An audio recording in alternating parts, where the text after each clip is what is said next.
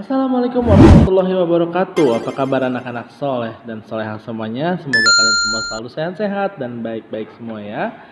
Hari ini kita akan belajar lagi pelajaran IPA tentang gangguan pernapasan pada manusia dan faktor penyebabnya di muatan IPA kelas 5 tema 2 subtema 2. Apa saja sih gangguan pernapasan pada manusia dan faktor-faktor penyebabnya?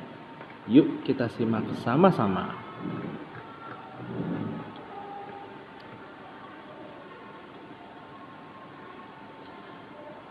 Ya, yang pertama akan kita bahas adalah mulai dari udara yang bersih ya. Allah menganugerahkan kepada kita udara bersih yang kaya oksigen untuk membantu kita bernafas. Meskipun demikian, udara dapat tercemar karena disebabkan oleh tangan manusia yang tidak bertanggung jawab. Hal ini tentu saja dapat mengganggu sistem pernapasan manusia.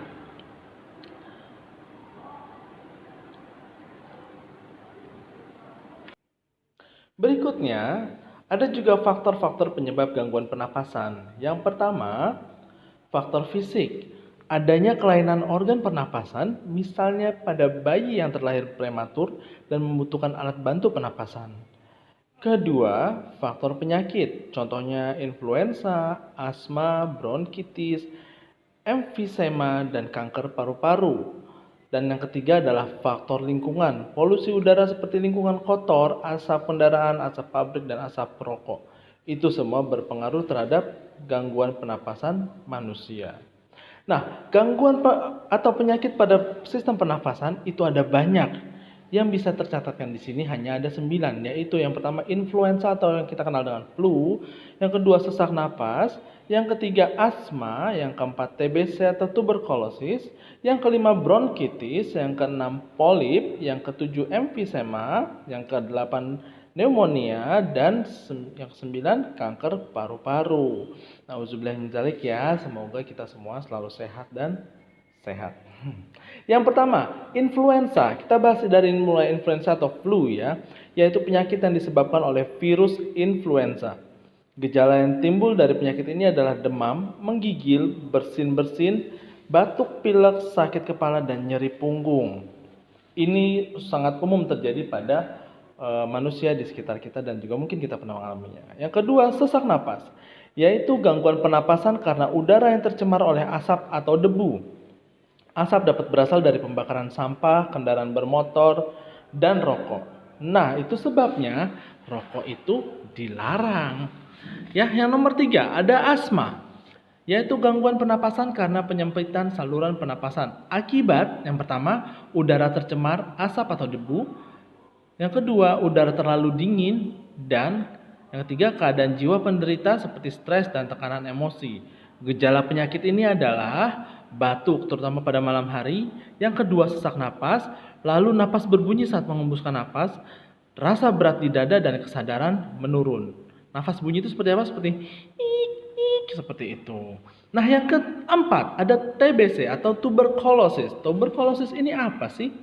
Tuberkulosis itu ya adalah penyakit paru-paru yang disebabkan oleh Mycobacterium tuberculosis sehingga menimbulkan bintil-bintil pada dinding alveolus. Kemarin sudah sempat kita bahas alveolusnya ya. Dan gejala penyakit ini adalah demam hilang timbul, batuk dahak dan atau batuk darah, lalu sesak nafas dan nyeri dada. Yang kelima ada bronkitis, yaitu gangguan pada cabang batang tenggorok atau bronkus, sehingga penderita mengalami demam dan sesak napas akibat lendir yang menyumbat batang tenggorokan. Nah, semua ini terjadi di saluran pernafasan ya. Yang berikutnya adalah polip, yaitu penyempitan saluran pernapasan akibat terjadinya pembengkakan kelenjar limfe. Ini adanya di daerah sekitar hidung. Di situ ada penyempitan di saluran pernafasan di bagian hidung, sehingga ada udara yang masuk pun berkurang. Yang ketujuh adalah emfisema, yaitu penyakit pembengkakan paru-paru karena pembuluh darah pada paru-paru dimasuki udara.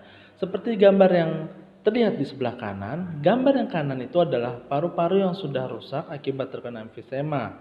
Sedangkan yang sebelah kiri adalah gambar paru-paru yang sehat yang tidak dimasuki udara pada pembuluh darahnya.